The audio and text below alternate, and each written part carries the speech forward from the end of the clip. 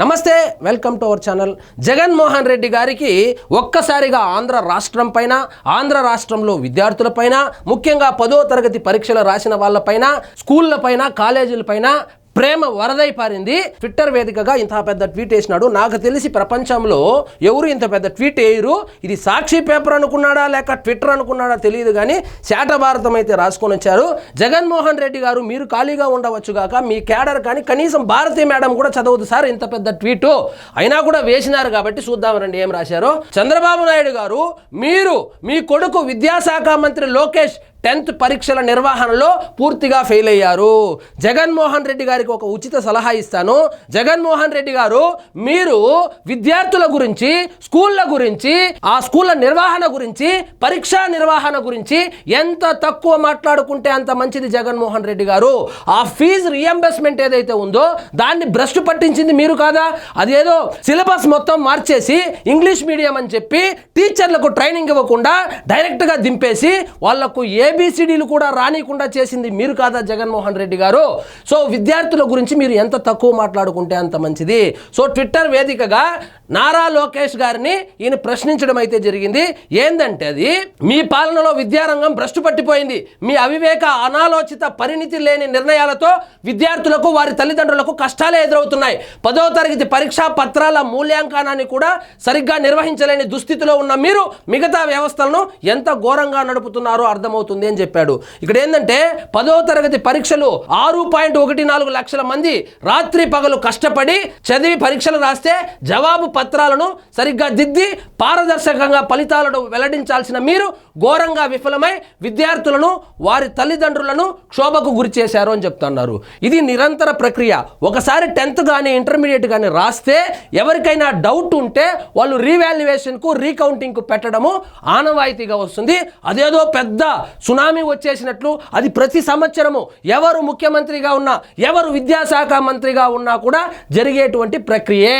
మానవ తప్పిదాలు ఏదైతే ఉందో దాన్ని భూతద్దం చూపిస్తూ దాన్ని మొత్తాన్ని నారా లోకేష్ గారి మీదకి నెట్టేటువంటి ప్రయత్నం అయితే చేశారు. దానికి నారా లోకేష్ గారు అదే ట్విట్టర్ వేదికగా స్పందించారు. చూద్దాం రండి. ప్రజా జీవితంలోనూ వ్యక్తిగత జీవితంలో ఫెయిల్ అయినటువంటి వైఎస్ జగన్మోహన్ రెడ్డి గారు ఇప్పటికైనా బాధ్యతగా వ్యవహరించాలి.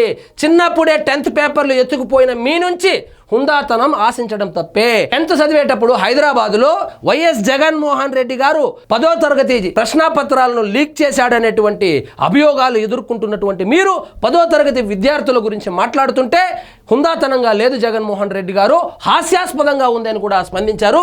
ఇక్కడ చూడండి, 10వ తరగతి పరీక్షా పేపర్ల మూల్యాంకనంలో తమకు అన్యాయం జరిగిందని విద్యార్థులు భావించినప్పుడు రీకౌంటింగ్, రీవెరిఫికేషన్ కోరడం ఎప్పటి నుంచో జరుగుతున్న ప్రక్రియ. నువ్వు ముఖ్యమంత్రిగా ఉన్నా, మీ నాన్నగారు ముఖ్యమంత్రిగా ఉన్నా, మా నాన్నగారు ముఖ్యమంత్రి అయినా, రేపు పొద్దున నేను ముఖ్యమంత్రి అయినా కూడా ఇది నిరంతర ప్రక్రియ. డౌట్ ఉన్న వాళ్ళు అప్లై చేస్తారు. లెక్కలతో సహా చెప్పారు చూడండి. ఈ ఏడాది 45,96,527 లక్షల విద్యార్థులు జవాబు పత్రాలను మూల్యాంకనం చేయడం జరిగింది. అందులో భాగంగా రీకౌంటింగ్, రీవెరిఫికేషన్ తరువాత మార్కులలో వ్యత్యాసం వచ్చిన జవాబు పత్రాల సంఖ్య 11,175. అనగా 99.75%, 11,000 మంది డౌట్ వచ్చి రీవెరిఫికేషన్ చేశారు. అంటే 99.75% ఖచ్చితత్వంగా మూల్యాంకనం జరిగినట్లే కదా అని చెప్పుకొచ్చారు. మానవ తప్పిదం 0.25% మాత్రమే.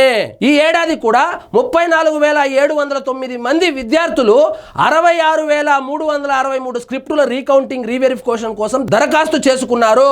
ఇందులో 10,159 మంది విద్యార్థుల 11,175 స్క్రిప్ట్ల అంటే 16.8% వ్యత్యాసాలను గుర్తించి సరిచేయడం జరిగింది.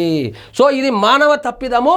ఇది ఎవరు ముఖ్యమంత్రిగా ఉన్నా, ఎవరు విద్యాశాఖ మంత్రిగా ఉన్నా ఇటువంటి చిన్న చిన్న తప్పులు జరగడం సర్వసాధారణము.